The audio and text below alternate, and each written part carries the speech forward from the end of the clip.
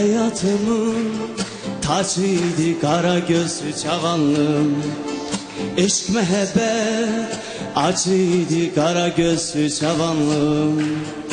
Hayatımın tacıydı kara gözlü cavanlığım.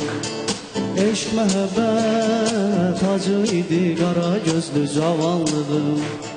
Yüreği kimin döylerdi, ne bir gemi ne bir derdi. Yüreği kimi döylerdi, ne bir derdim ne bir gemim. Çok illere sine geldi durdu dözü çabanlığım.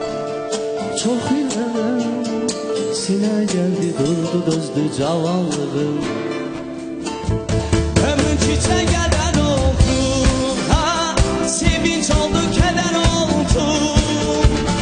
Niçin geldi gider oldu, ha, kime küstü çabanlığım.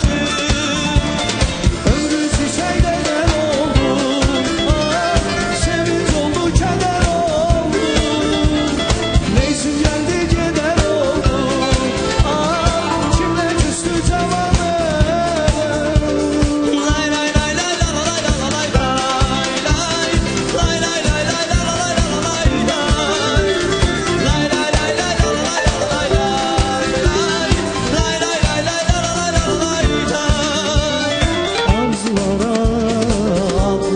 Göl çeşimi çatlayardı, güzelleri ollayardı, kaynar isti cavanlığım.